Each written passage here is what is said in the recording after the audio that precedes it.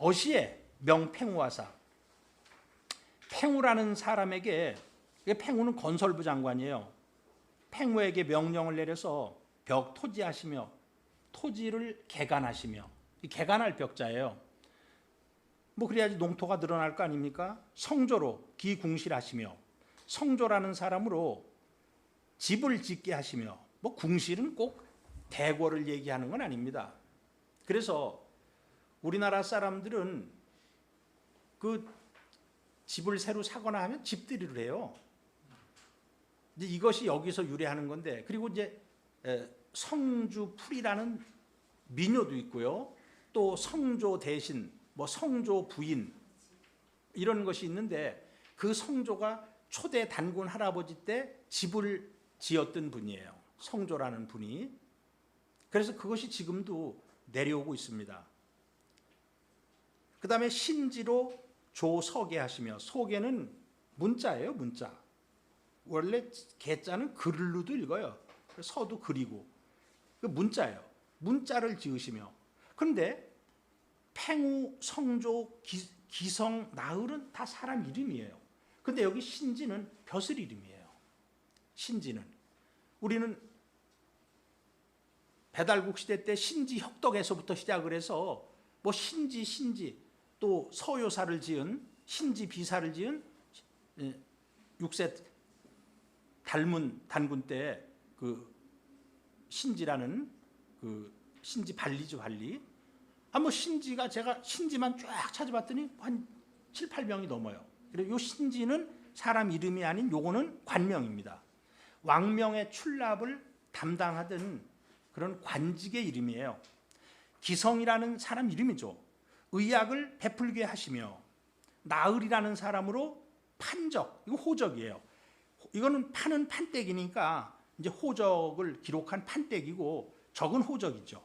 그 호적을 기록한 판때기와 호적을 관리하게 하시며. 그런데 그 13번 주석을 보면은, 삼성기 상을 보면은 그 신지로, 성조로 기궁실하시며, 다음에 세 번째 그 고시로 주종가하시며, 이것이 있어요. 그래서 이게 생략되어 있는, 빠져 있는 내용이죠. 희전괴서 하시며, 이거 희도 이름 같진 않아요. 왜냐하면 서경을 보면은 그때 천문관 이름을 전부 희라 그러거든요. 그래서 희라는 어떤 관직으로 하여금 괴서를 맡게 하시며, 이 저는 맡을 전자예요. 맡을 전자. 괴는 팔괴죠. 서는 점치는 거죠. 이제 팔괴와 점치는 것을 관장하게 하시고, 우라는 사람으로 병마를 관장하게 하시고, 나 비서갑은 송화강이죠. 송화강 하백의 따님을 받아들여서, 그러니까 하백은 어떤 그 송화강 근처에 뭐 호족 이런 정도로 하백의 따님을 부인으로 왕비로 받아들여 가지고 위우하시고, 왕비로 삼으시고 치잠하시니, 그 누에를 치게 하시니. 그래서 이 양잠이라는 것은 이게 우리나라에서 제일 먼저 시작한 겁니다. 누에 치는 것이 중국에서 시작된 것도 아니에요. 그래서 어떤 그 학자가 그 비단을 실크라 그러잖아요. 실크.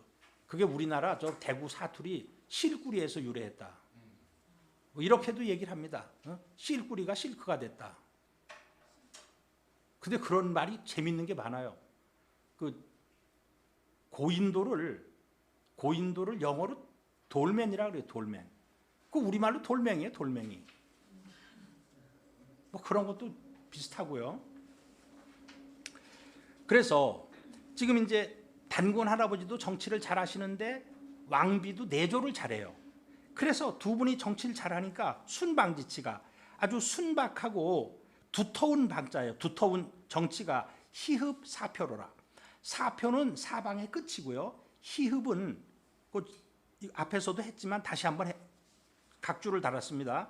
희흡사표. 희흡은 중희경흡. 거듭거듭 빛나가지고 빛이 흡족하다. 빛이 한 번 비쳤는데 또 한 번 비치니까 아주 빛이 흡족하다는 거예요. 중히 경읍의 약자인데 천자가 전후 2대에 걸쳐 인덕을 베풀어 천하가 태평함을 이루는 본래 말인데 여기서는 단군과 황후의 치적이 단군도 정치를 잘하고 그 황후도 보필을 잘하고 내조를 잘하고 그래서 희흡, 중희 경읍 사표는 사방의 끝이라는 뜻입니다. 자, 정사 50년이라 단군 할아버지가 38세에 임금이 되었어요. 그러면 이제 50년은 88세가 아닌 87세가 되겠죠. 87세, 2284년이 됩니다. 홍수가 범람해서 그때 그 홍수가 하늘에서 그렇게 비가 내려가지고 범람을 했어요. 민부득식 일세 백성들이 쉴식자 쉴 틈이 없었어요.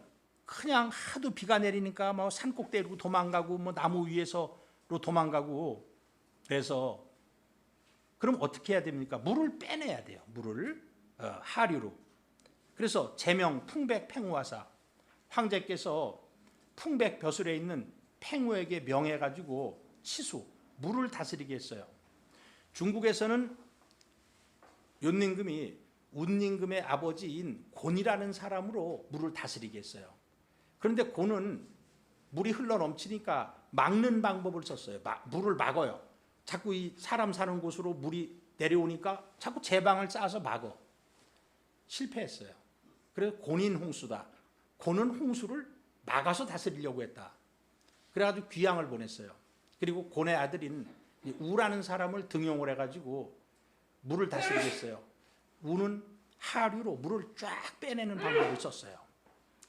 그 중국의 뭐 양자강이라든가 황하라든가 주로 황하겠죠. 그 물을 하류로 빼내는 방법을 썼어요. 성공을 합니다. 그래가지고 하나라의 초대 임금이 되죠. 정고산 대천하사. 그래서 이제 물을 다스리다 보면은 당연히 대천, 강도 다스리게 되고 또 산도 확정을 하게 되고 이런 것을 이런 일을 해서 이편민거하시니 백성들이 그 사는 것을 편안하게 해주시니 우수주에 유비하니라. 우수주에 그 공덕을 기록한 비석이 있다는 거예요. 그래서 우수주는 이의립 선생은 길림성 덕혜시에 있는 주성자촌이라고 봤고요. 춘천에 이제 우두산으로 보는 설도 있어요. 근데 이제 우두라는 것은 소머리인데요. 일본에 가면은 소머리 신사가 있어요. 그러니까 이 우수에 살던 사람들이 일본으로 건너갔다고 생각이 듭니다. 자, 그 다음에네요. 무호 51년. 그러면 외우기가 쉽죠. 그냥 50만 더 하면 돼. 우리 단군 할아버지 88세 때 제명 운사 배달신 하사. 단군 할아버지께서 운사벼슬에 있는 풍백, 우사, 운사가 있잖아요. 운사벼슬에 있는 배달신에게 명령을 내려서 배달신이 해석이 잘 안 되는 거예요. 그래서 처음에는 인명이다 인명. 그 인명이라고 해석해도 어색하잖아요. 그래서 이 배달국 시대 때부터 내려오던 신하의 관직인 운사라고 일단 해석을 할게요. 배달국 시대 때부터 내려오던 그 신하의 관직인 운사에게 명령을 내려가지고 설 삼낭성우 혈구하시고 그 삼낭성을 혈구에다가 쌓았어요. 혈구를 먼저 볼까요? 그 18번 각주를 보면 마리산과 전등산 근처에 굴이 있었다는 거예요. 그래서 내가 이걸 한번 찾아보려고. 이 마리산하고 그 전등산이면 전등사가 있는 산이겠죠. 거기에 분명히 굴이 있는데 우리 이제 남 교수님께서 한번 찾으리라고 생각이 들어요. 왜냐하면 그 같은 인천이고 강화도 자주 가시니까. 그곳이 유래해가지고 강화도 전체를 혈구라고 불렀어요. 후세 혈구군이라고 불렀어요. 그 혈구에다가 자 끝까지 읽어볼까요? 굴이 있어가지고 이름이 생겼다. 환단 시대 때부터 열국 시대까지, 열국이라면 우리 이제 그 부여 시대죠. 수신 영제, 이 동굴 숫자예요. 동굴에서 신을 맞이해서 제사를 지내는 풍습이 있었어요. 그래서 이 동굴을 중시했어요. 수혈을 중시했습니다. 자, 삼낭성은 이게 강화도의 정족산성인데요. 이건 뭐 저희가 많이 가봤잖아요. 거기도 지금 간판을 그렇게 붙여놨어요. 단군의 세 아들이 쌓아서 삼낭성이라고 한다. 이것은 한국 지금 사학자들이 삼낭의 의미를 몰라서 그렇습니다. 삼낭이라는 것은 삼신상제님을 모시는 그런 낭도를, 사람들을 삼낭이라고 불렀고, 원래 이름은 삼시랑이에요. 모실 시자를 써가지고 중간에 모실 시자를 넣어서 삼시랑으로 불렀어요. 그래서 이 삼낭이 일본에 가서 사무라이가 되었습니다. 근데 일본 사람들은요, 모실 시자 하나를 쓰고도 사무라이로 읽는다는 거예요. 그러니까 삼시랑에서 유래했다는 것을 잘 알고 있죠. 그래서 삼낭은 이 삼신을 모시는 낭도인데, 이것이 우리 민족을 이끌어온 중심 집단입니다. 그래서 배달국 시대 때는 제세행랑군 3,000명으로 시작을 해서 단군조선 시대 때는 국자랑, 이제 국자랑이라면 나라의 근본이 되는 자식들의 그 낭도다. 그다음에 뭐 우리가 해모수를 천왕랑이다 이렇게 얘기를 했잖아요. 그리고 이제 고구려 시대 때는 조의 선인이다. 이제 검은 옷을 입었거든요. 백제에서는 무절이라고 부르고, 신라에서는 뭐 화랑은 여러분들이 잘 알잖아요. 그래서 이 화랑이라는 것이 진흥왕 때 처음 나온 것이 아니라 우리 민족의 배달국 시대 때부터 이렇게 내려오는 거예요. 근데 머리에다가 꽃을 꽂았어요. 그래서 이제 화랑이라고 불렀던 것입니다.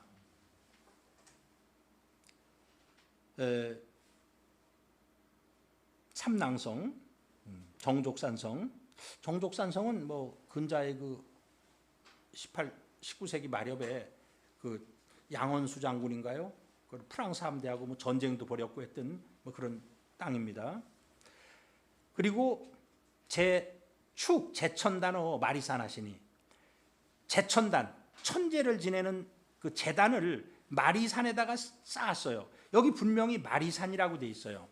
근데 지금 그 19번 보면은 만이산이 공식 명칭이에요. 이것도 바로 잡아야 됩니다. 머리산, 이게 우두머리산이란 뜻이에요. 그리고 이제 그것이 머리산이 마리산이 돼가지고 됐는데 지금은 만이산으로 잘못되었고요. 저 함안에 가면은 아라가야가 도읍했던 곳인데 거긴 말이산 고분군이 있어요. 말이산. 그것도 머리산이란 뜻이에요. 옛날 책을 보면은 두악이라고 나와요. 머리 두자에 큰 산악자 두악이라고. 그래서 만이산은 사람들은 야 이거 불교의 무슨 뭐 만이보주에서 온 말이냐? 전혀 아닙니다. 그게 순 우리말 머리산에서 나간 겁니다. 금 참성단이 씨하라. 지금의 그 참성단이라고 불러요. 그 천재를 지내는 꼭대기를. 그래서 참성단은 참산. 이 산을 팔참자예요. 산을 그 파고 뭐 깎고 해가지고 그 성처럼 제단을 쌓았다는 겁니다. 참성단이 이것이다. 이 참성단이라는 이름의 유래도 참산 위 성단이다. 산을 파고 깎아서 성단을 만들었다. 이런 뜻이에요.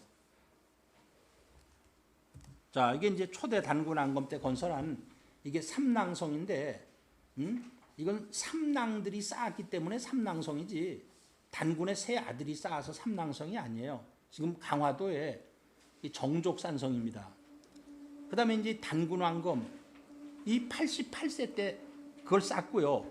제위 54년이면은 91세 때 3년 뒤에 우리 초대 단군 할아버지가 직접 참성단에 가서 천재를 올리게 됩니다. 그런데 여러분들이 그 참성단에 천재를 올리는 제단이 네모나게 돼 있어요. 네모나게. 굉장히 중요한 개념입니다.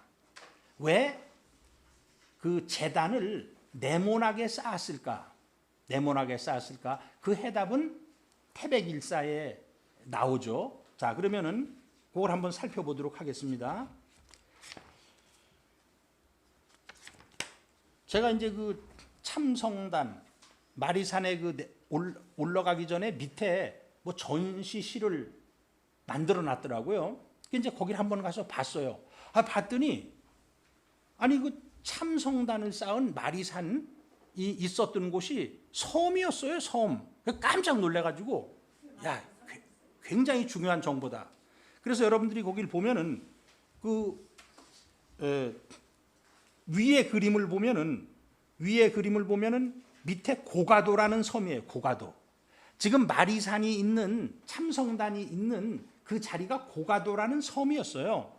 자, 위에 왼쪽으로 가도 고가도. 그런데 이게 이제 간척이 돼가지고 이게 밑으로 가면은 고가도가 육지로 붙어버려요. 그래가지고 맨 마지막 그림을 보면은 이제 섬이 없어졌어요. 단군 할아버지가 그 마리산에 참성단을 쌓을 때는 그 섬이었습니다. 그게 강화도에서 제일 높은 산이었어요. 그게. 자, 그 한번 읽어볼게요. 마리산에 참성단을 쌓은 이유는 신시본기에 다음과 같이 기록되어 있다. 땅은 양을 귀하게 여김으로. 이건 이제 음양 개념이죠.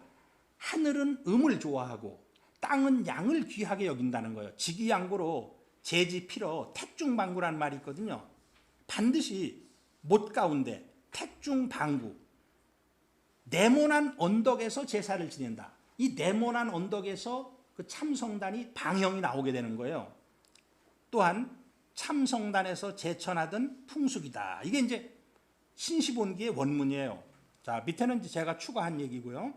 마리산은 강화도 전체에서 가장 높은 산이고 백두산과 한라산이 거의 중간 지점에 위치하며 기감을 측정하는 사람들은 마리산은 전국에서 가장 기가 센 곳으로 우주에서 바라보면 이 광명으로 빛난다고 말하고 있다.